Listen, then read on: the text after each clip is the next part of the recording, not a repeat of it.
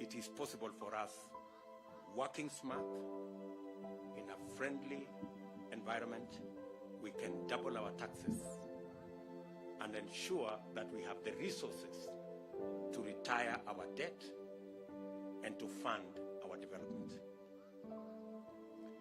The team will also provide a detailed framework on the current status of transport operations, including the SGR, and recommend measures that will reinstate economic activity in the port of Mombasa, Lamu, and auxiliary facilities for the purposes of economic revival of the coast region that has been hurt substantially by the interventions that were carried out without public participation of the people that are now affected by these operations. This team will also work on the National Land Compensation Fund to facilitate the acquisition of land from absentee landlords and other underutilized but available lands to facilitate the settlement of landless Kenyans in the coast and other parts of our country where the problem persists.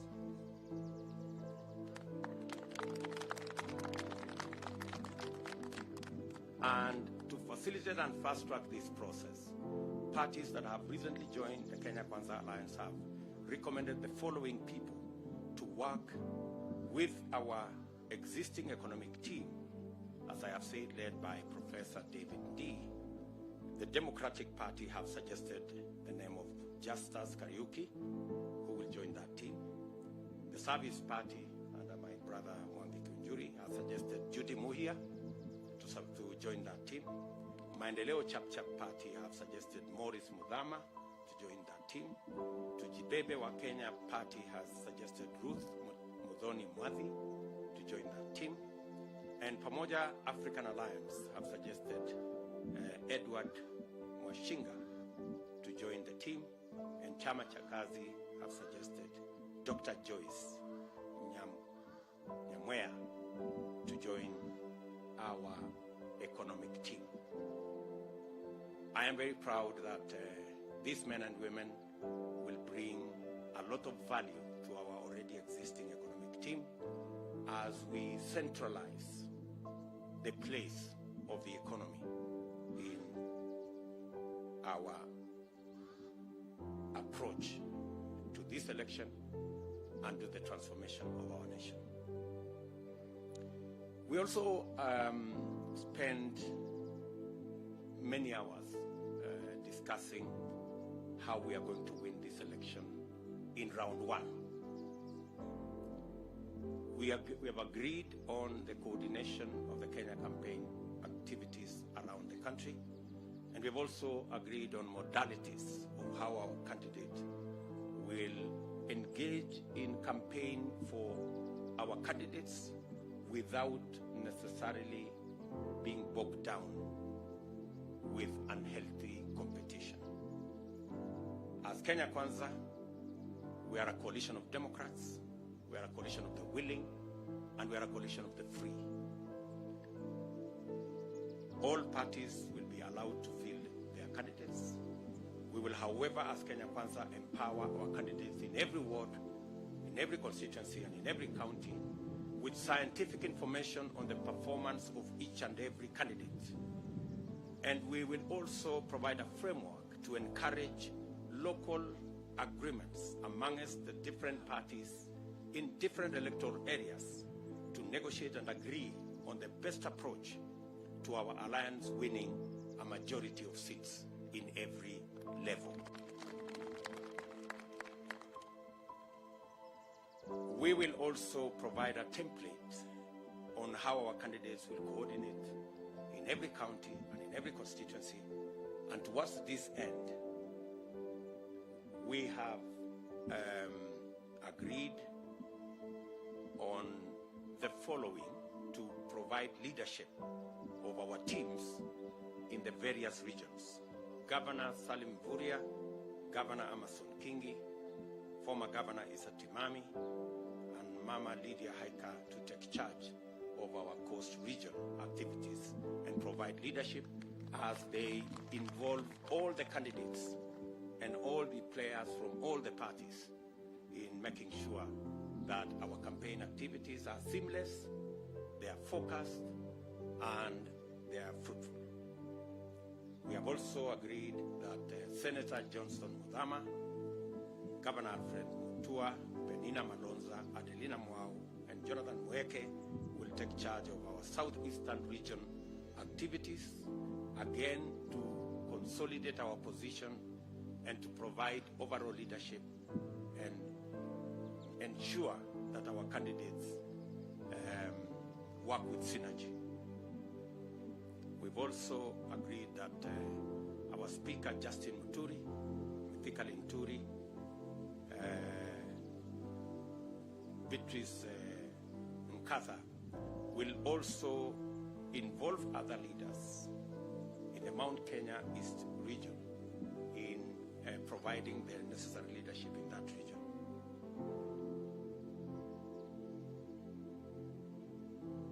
Honorable Alice Wahome, Governor Waiguru, Mwangi Kiunjuri, the party leader of GSP, Governor William Kabogo, Kimani Ichung'wah, and Governor Mutahi Kahiga, together with Patrick Mariro and Faith Gitau, will provide the overall leadership as they work with all the candidates and all our parties in the Central Kenya region. And in Rift Valley, our activities will be coordinated by Susan Kihika, Charles Keter, our former CS, Governor Josephat Nanok, Governor Moses Lenonkulal, Peris Tobiko, and Governor Tunai, together with Senator Murkomen and Margaret Wanjala and Immaculate Shamala, will do the same in our Rift Valley region. In Nyanza, we will have Governor Obado, Okoth Obado, Charles Nyachai, Eliud Owalo, Sylvanus Osoro, and Vincent Kemosi to provide leadership in that region. And in Western region, Speaker Kenneth Lusaka, Beatrice Adagala, Benjamin Washali, Ababu Namwamba, and Emmanuel Osore will also provide overall political leadership, working with all the political parties in the Kenya Kwanza fraternity in Western Kenya region. And in Northeastern, Honorable Aden Duale and Ahmed Kolosh, amongst other leaders from Mandera, will also participate in providing overall leadership in that region. And finally, in the Upper Eastern region, Colonel Raso, Dido Ali, Hassan Tene, and Mama Wario will provide leadership in that region. Again, this is overall leadership, but all political parties, all candidates will form part of the campaign structure as we go towards this election.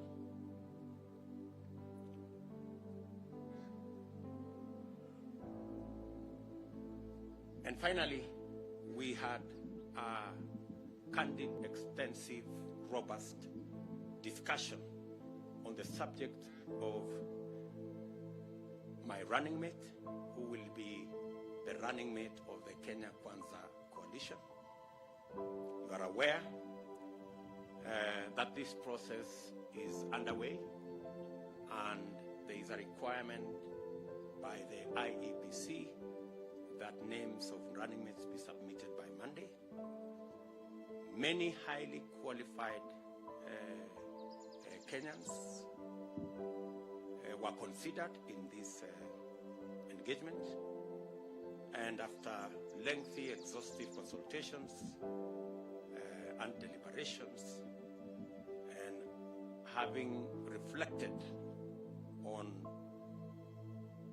the task ahead for the Kenya Kwanza family, that engagement was not only a UDA engagement, it was also a Kenya Kwanza engagement.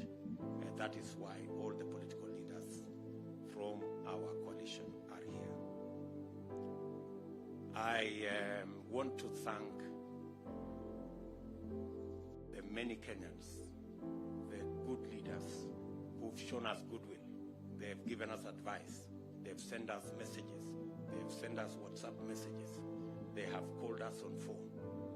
Many, I know, have prayed about this matter. And many leaders here have made their input. I want to single out the great men and women who were considered in the exercise that has gone on around the running mate issue. And I want to single out very knowledgeable, astute Samson Ndindi Nyoro, right here, who the people of Kenya have a lot of liking for, because he's forthright, he's intelligent, and he's passionate about the leadership of our country. I want to tell my young brother Ndindi Nyoro, you have a future ahead of you, and we will work with you. I also want to thank my dear sister, Alice Mudhoni Wahome, who was a formidable candidate. Thank you very much, my dear. And who made it to the shortlist, just like Ndindi Nyoro. I want to say that Alice Wahome is a self-made woman. She has built her stature. She's a two-term member of parliament. She has a track record in the NGO fraternity. And I want to say that she's among the formidable women leaders we have in Kenya Kwanza. Again, she made it to the shortlist. Congratulations, madam. The future is wide open. I also want to single out my good brother, the Speaker of the National Assembly, Justin Bidan Muturi, who many Kenyans pushed his candidature to the table because of his experience, his stature, and the fact that he has ably guided our National Assembly for now 10 years. And he brings a lot of valuable support, experience, and insights into our team. Again, my brother Justin Muturi, asante sana. Let me also appreciate my sister, the one and only, Mombi Waiguru, Anna, who missed it by a whisker, I must say. And she came with exceptional credentials as a woman leader with a track record and with experience in the economic sphere. The current governor of Kirinyaga, who also made it to the shortlist. Again, Governor Anne Waiguru, I want to tell you from where I sit, the future belongs to you. It's wide open. Of course, I won't, before I come to our candidate, I want to very sincerely thank my lawyer, my friend, Professor Abraham Kithure Kindiki, who came very far and became the runner-up in this contest. Again, a forthright Kenyan, a Kenyan of great standing, a lawyer par excellence, our former Deputy Speaker of the Senate, and the man who defeated that fellow called Ocampo, the current senator of Tharaka Nithi County, who is not here with us now, but who brought a lot of experience, a lot of passion, and a lot of commitment to this contest. And finally, in the end, the consensus pointed out to an individual who scored excellent points on every evaluative parameter. An astute debater with prodigious persuasive ability, a fantastic grassroots mobilizer, a disciplined and tireless political operative, a successful elected politician and business person, a principled politician of tremendous resilience and resolve, a fearless fighter for the right cause, and an indefatigable champion of the betrayed, persecuted, downtrodden, the despised, and the ignored. A living example of a true hustler who rose from the hardships of the aftermath of our freedom struggle to the pinnacle of professional, business, and political success. We are nominating a running mate, and I have every intention on my first day in office to sign an executive order in accordance with Article 21E of the Kenyan Constitution. Article 21E of the Kenya Kwanza Coalition Agreement, that will provide this Kenyan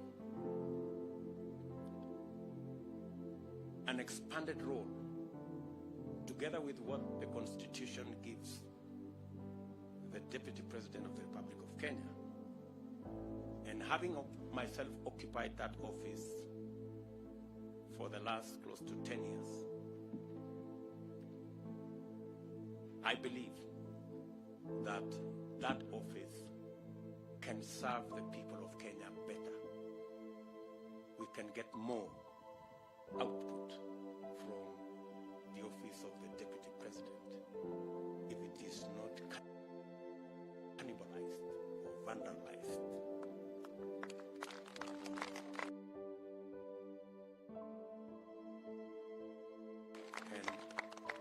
every intention on my first day in office to sign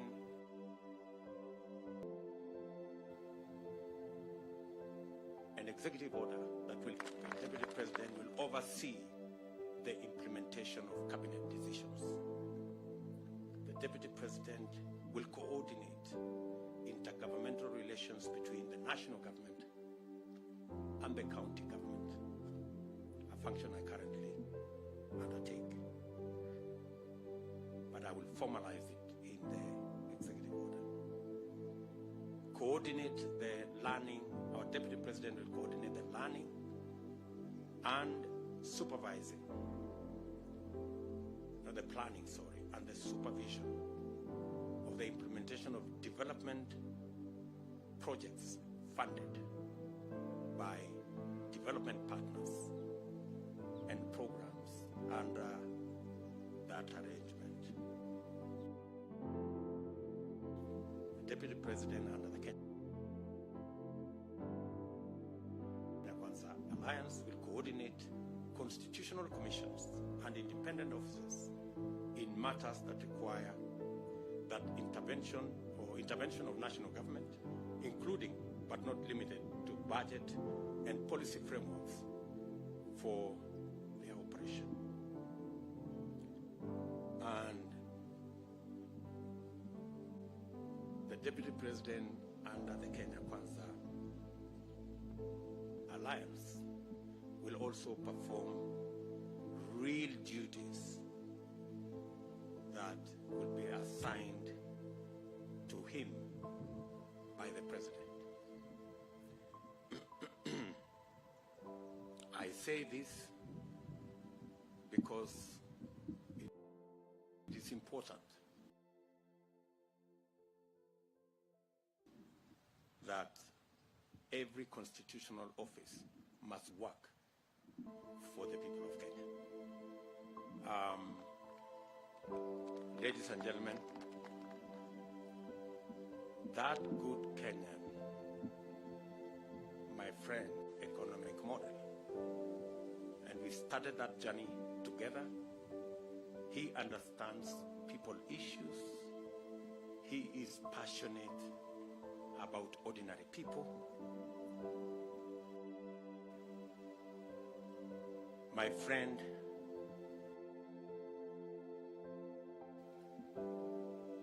I present to you the Kenya Kwanza running mate candidate, my brother and friend, Rigathi Gachagua.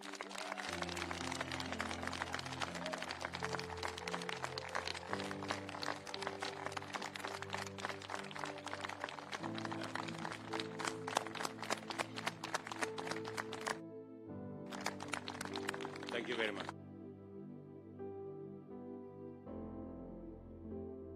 Thank you very much. And straight up,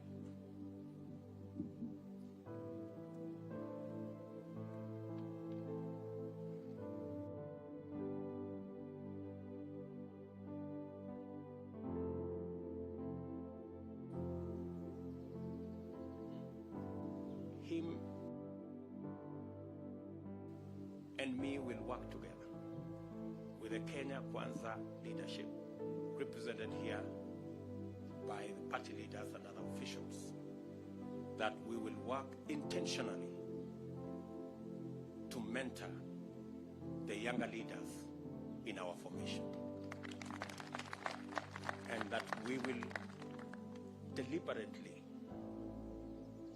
provide room for those who are young in our formation to grow as leaders. And my deputy and I have agreed that when our time comes to leave, we will leave and we will mentor other people to make sure we have proper transition. Because we believe that part of the success of any leadership is to mentor the younger ones into better leaders as we go into the future. We undertake that we will do that for the people, the leaders in our Kenya Kwanza formation, alongside the other leaders who are here with us. We have also agreed with the Kenya Kwanza leaders seated here that we are committed to ensuring that the issue of gender, which has dogged our country since we started the implementation of the new constitution, that we will take the bull by the horns and ensure that within 1 year of our administration, the issue of gender will be sorted out, and the leadership at all levels will respect the constitutional required threshold. And in our administration, I have agreed with all the leaders here that we will start on day one with our administration. 1 ministers that we will appoint, 10 will be women. And we will ensure that all other appointive positions will respect the 2/3 gender rule as we work on ensuring that even the elective, we have the mechanism to ensure that we mainstream leadership of women, youth, and people living with disability as part of our agenda of not just inclusive economic growth, but also inclusive governance. We believe that there is a wealth of experience and knowledge that can be brought on board by inclusion of all sectors of our society. I want to leave that matter there and request my good friend, the Honorable Rigathi Gachagua, to make. Karibu.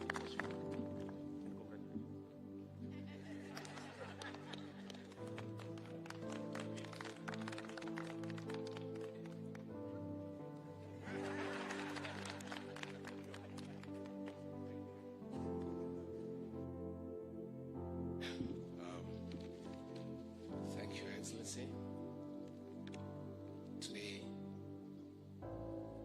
I'll read a statement. In fact, I have a small speech to our presidential candidate, and indeed the 5th President of the Republic of Kenya, Dr. William Ruto. I say it before you and country, I'm honored by the responsibility and faith you have bestowed on me, you have bestowed upon me to be a running mate for the most defining election in Kenya's history.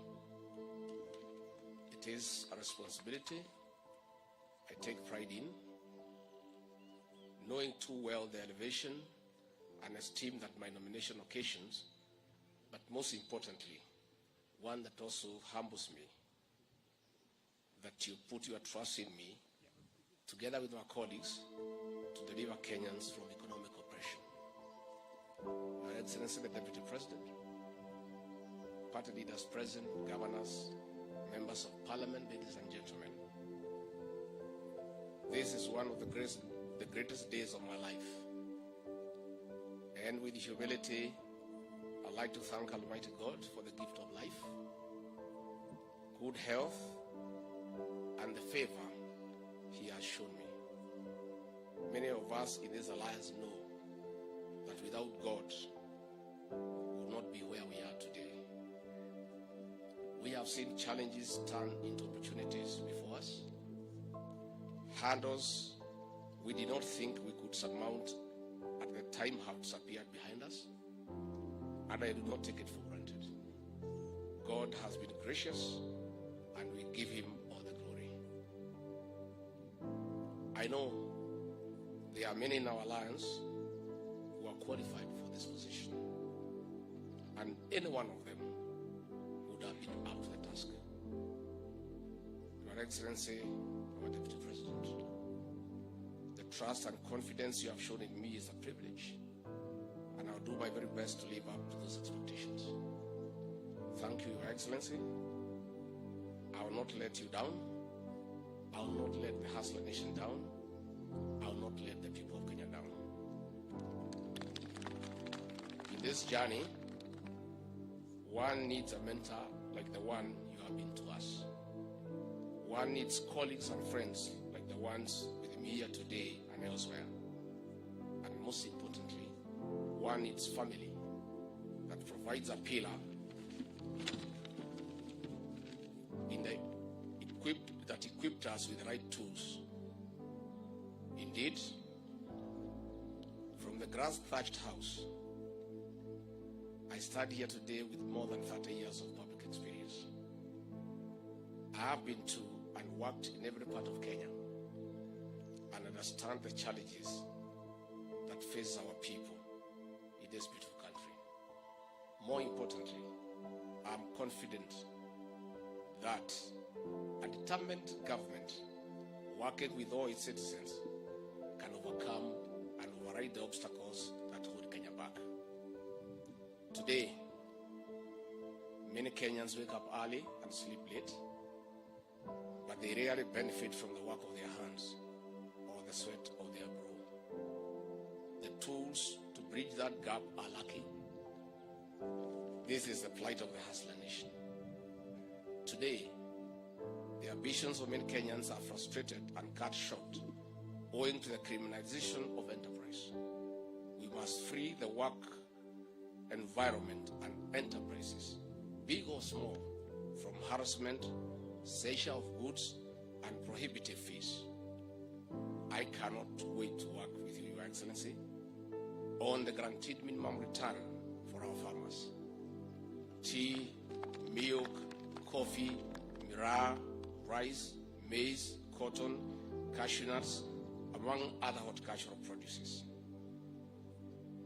Others must now become the chicken that lay the golden eggs. Your Excellency, under your leadership, I believe we can take this country to the next level. Your story has been an inspiration to hustlers and all of us all over Kenya, and I'm no exception. With the team you have assembled, I believe we have what it takes to realize the dreams of the Hustler Nation, and it will be a great honor for me to play my part, and that I will. God bless Kenya. Congratulations, my friend. Okay,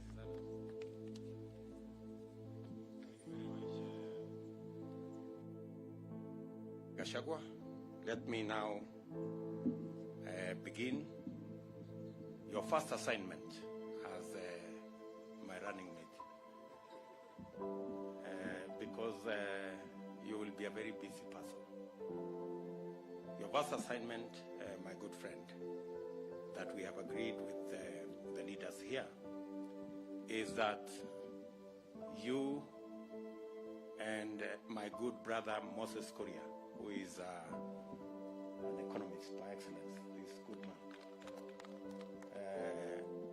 will now offer the political leadership to our economic team. I am looking forward to you and the economic team delivering on the agenda that the robust agenda that we have assigned to the economic team. I am looking forward to you providing, because you have walked with me on this journey. You know what we need to do. You understanding and the knowledge on what we need to do about access to credit for ordinary citizens, what we need to do about universal health coverage. We expect you and the economic team now to provide for us a context of how in 45 days we will have all the economic charters for all the counties, and those counties that have not that we have not finalized, that we will have a program so that we can conclude on our economic charters. So my good friend Rigathi Gachagua, the team here of party leaders and I expect you to hit the ground running so that Kenya Kwanza can be ready to govern day one when we get into office. So again, by the grace of God, we know that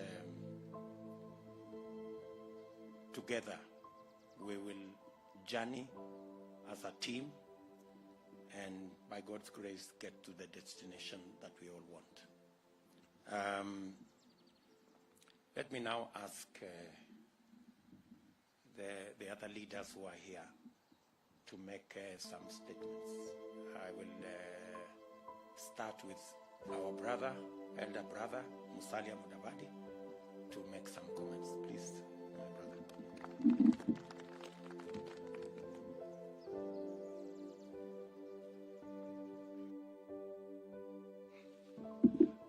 Thank you, Your Excellency, Mr. Deputy President, William Samoei Ruto, and our presidential candidate for the Kenya Kwanza Alliance. At the very outset, let me take this opportunity to congratulate Rigathi Gachagua, who will now deputize William Samoei Ruto in our quest to take over the leadership of this country on the 9th of August, 2022. Ladies and gentlemen, this is indeed a momentous day, and indeed yesterday millions of Kenyans were held on tenterhooks. Their nerves were racking. But now we have reached that point where collectively we own a decision, we own a process, and we shall now rally behind the Kenya Kwanza presidential candidate and the entire alliance with Rigathi Gachagua as the running mate. I just want to emphasize that there's an African proverb, and I'm sure some of you have it in your various dialects, which says that one must be very careful so that the pot of water does not break at the doorstep. We have come a long way as a people. William Samoei Ruto and his team have come a long way. Many Kenyans in the Kenya Kwanza Alliance have come a long way. And what is being unveiled here is a culmination of a process of consultations, of deliberations, so that the pot does not break at the doorstep. I think there are so many people, especially on the opposite side, who are praying that we can make a mistake, who are praying that we can have some serious division in the process of reaching where we have reached. But I thank God, and we thank all the people who participated, that your patient resilience has paid off. And if they were waiting for that pot to break, I'm sorry, it has not happened. We intend to move ahead we intend to win. In any case, we have no other option. We have to win. We have to stand for the people of Kenya. And as Rigathi has said, and as the Deputy President has said, there are very serious candidates. He has named them here. At a personal level, I want to also acknowledge them for having participated in this process, for having been put forward. And at the end of the day, we are one team. We shall win. Because what is bigger is that the people of Kenya must be freed from the economic hardships. The cost of living is painful. Only last night, the cost of fuel went up again by 5 shillings and 50 cents a litre. The spiral effect, the multiplier effect of this is extremely painful to a lot of Kenyans. We must deal with the public debt. We must deal with corruption. We are seeing very clearly that some of our international partners, the IMF, the Global Fund, are raising concerns, legitimate concerns, that resources that were allocated to this country to ensure that our people are healthy have been misappropriated, and audits that were promised to be done and culprits be brought to book are still walking large as if nothing has happened. So clearly, as Kenyans, we have a critical task ahead of us. We must pull together. We want the IBC to do its job, and we want Kenyans to also do their job. This is not a moment to say that we are leaving it purely to the leadership. We are in it together as a people, and our opportunity to turn things around, to change things for the better, is on the 9th of August, 2022, with William Samoei Ruto carrying our flag, and we shall all rally behind. God bless Kenya, God bless Kenya Kwanza, and God bless all those individual voters throughout this republic who know what they must do and who will do what they must do. God bless you. Thank you very much, my brother Musalia Mudavadi. Let me now ask our speaker, who was also in this race, Justin Bidan Muturi.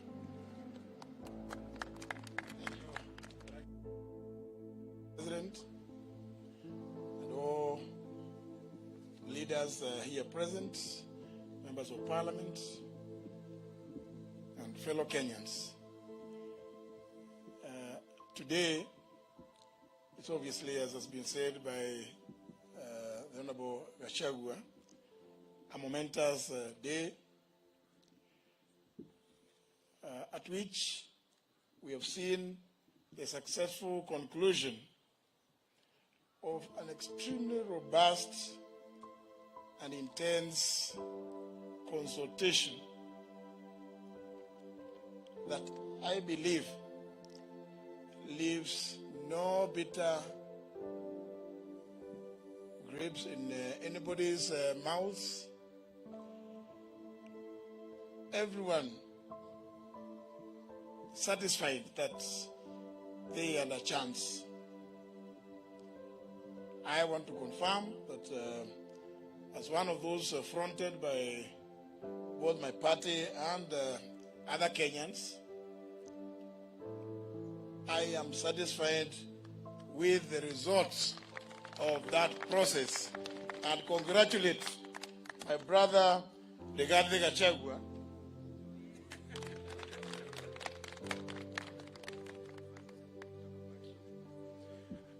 with whom I share some history.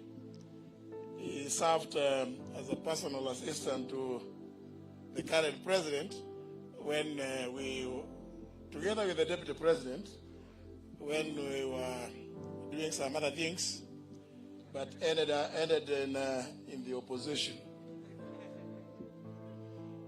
But my happiness today is about the democratic nature of the process that has gone into this result.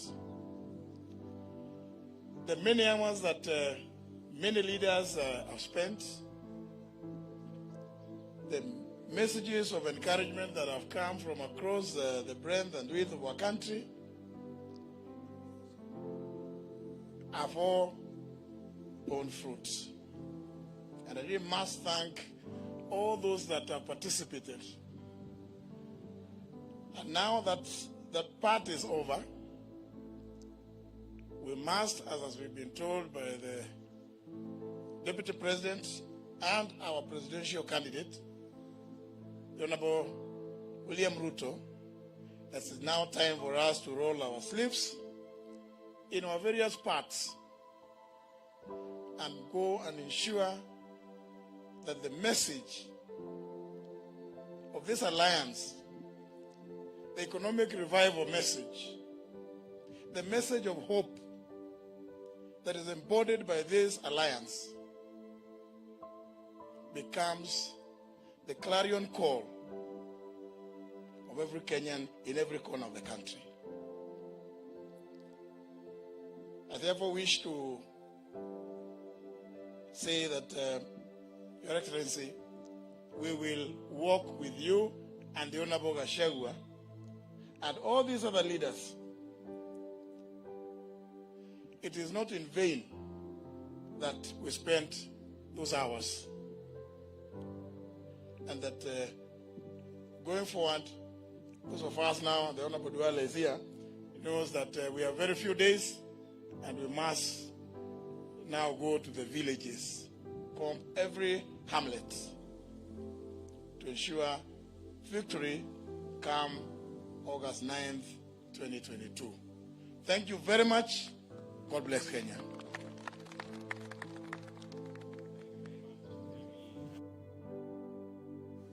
The party leader of Fort Kenya, our good brother, Senator Moses Wetangula, to make some remarks.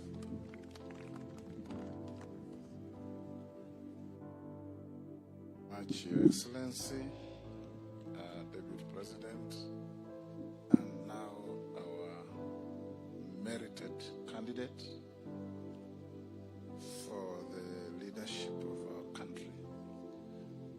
Let me start by congratulating my good friend and brother, Rigathi Gachagua, for being given the role of running mate and now being our presumptive